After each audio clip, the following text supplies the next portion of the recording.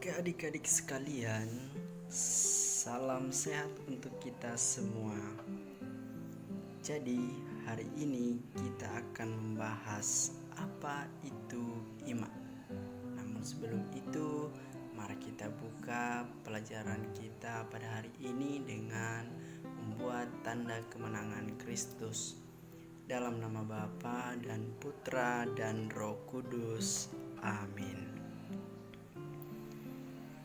Nah, adik-adik sekalian, dalam pelajaran 13 hari ini kita akan membahas apa itu iman.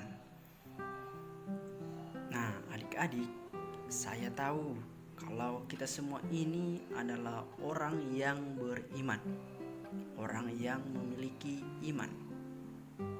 Tapi, apakah adik-adik sekalian tahu apa itu iman? Jangan-jangan kita hanyalah orang yang beriman, tapi kita tidak tahu apa itu iman. Nah, kebetulan sekali hari ini kita akan memahami apa itu iman.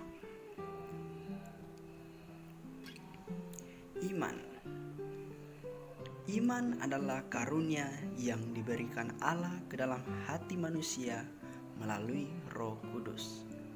Jadi, adik-adik sekalian, iman itu bukanlah benda atau sesuatu yang dapat dilihat, yang bisa dipasang di tubuh kita, seperti baju atau topi. Iman juga bukan sesuatu yang bisa dimaini, seperti HP atau sepeda. Tetapi, iman itu adalah sesuatu yang tidak terlihat, yang merupakan rahmat atau anugerah dari Tuhan yang dimasukkan ke dalam hati kita melalui Roh Kudus. Iman itu menghidupkan semangat kita. Jadi kalau ada adik-adik yang kurang bersemangat atau takut menghadapi sesuatu, itu berarti iman adik-adik itu lemah karena kurang percaya kepada Tuhan, bahwa Tuhan itu selalu menemani dan membantu adik-adik sekalian. Jadi kita harus menghidupkan iman kita agar kita percaya bahwa Tuhan itu selalu ada beserta kita.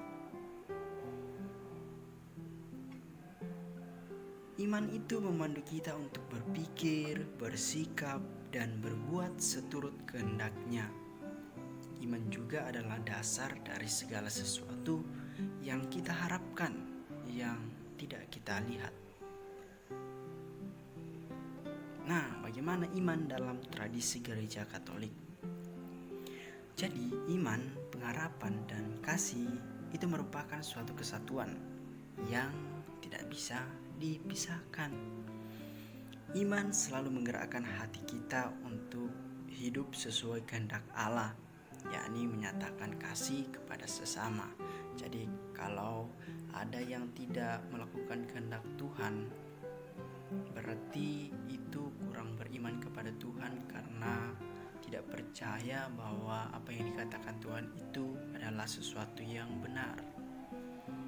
Iman juga menumbuhkan harapan untuk mendapatkan keselamatan dari Allah, karena orang beriman adalah orang yang percaya kepada janji-janji Allah. Sementara harapan yang terus bertumbuh karena iman pada gilirannya juga akan menggerakkan hati kita untuk makin beriman kepada Allah. Nah, tanda-tanda orang beriman adalah jika mereka memiliki harapan yang kuat dan kasih yang tulus kepada sesama. Nah, makna syahadat iman Katolik atau adik-adik biasa dengar doa aku percaya. Jadi syahadat ini juga dikenal dengan doa aku percaya.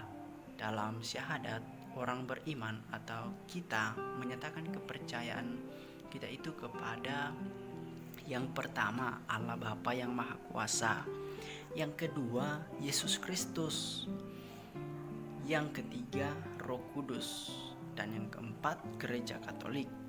Yang kelima, persekutuan para kudus. Yang keenam, pengampunan dosa. Yang ketujuh, kebangkitan badan. Dan yang kedelapan, kehidupan kekal. Nah, adik-adik sekalian, jika adik-adik sekalian memiliki buku Belajar Mengenal Yesus kelas 3, mari kita membaca atau mendengar cerita gadis kecil penjual kue.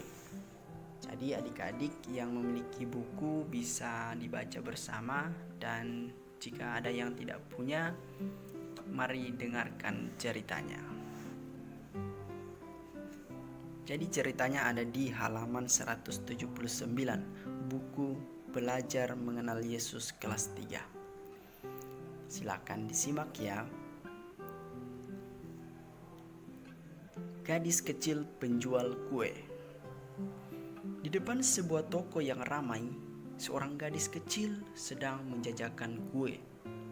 Ia memakai seragam sekolah dan tampaknya baru kelas 3 SD.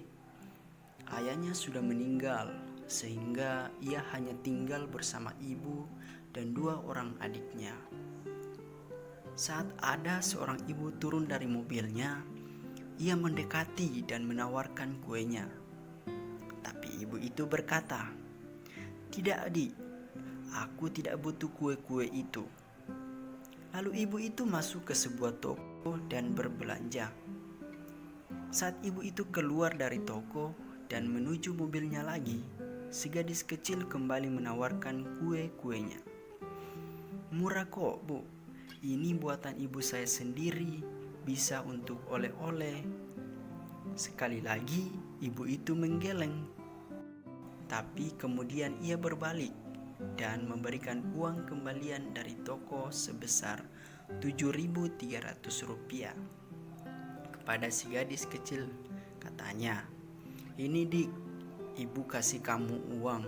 Anggap saja sedekah dariku dan tawarkan kue-kuemu kepada orang lain." Gadis kecil itu menerimanya dengan senang hati dan mengucapkan terima kasih. Ibu yang baik hati itu pun masuk ke mobilnya sambil berkata dalam hati, "Anak yang hebat, masih kecil tapi pantang menyerah." Namun dari dalam mobil, ibu itu melihat si gadis kecil memberikan uang pemberiannya kepada pengemis sambil berkata, "Pak, ini ada uang dari ibu yang naik mobil itu. Ambillah." Saat gadis kecil itu menjajakan lagi kue-kuenya, tiba-tiba ibu itu mendatanginya sambil berkata, "Dik, katanya kamu butuh uang untuk bayar sekolah. Sampai-sampai kamu harus berjualan. Mengapa uang itu kau berikan kepada pengemis?" Gadis itu sangat terkejut, lalu menjawab dengan agak takut, Maaf Bu, tapi kata ibuku, aku tidak boleh mengemis. Aku harus mendapatkan uang dengan bekerja dengan menjual kue-kue buatan ibuku ini. Bukankah tadi ibu bilang uang itu sedekah, maka aku berikan kepada pengemis?"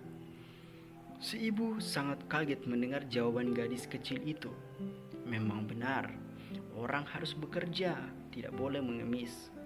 Maka ibu itu pun berkata, "Baiklah Dik, kalau begitu ibu akan membeli semua kue yang kau bawa itu. Dan mulai sekarang, setiap kali bertemu denganmu di sini akan kubeli semua kue yang kau jajakan."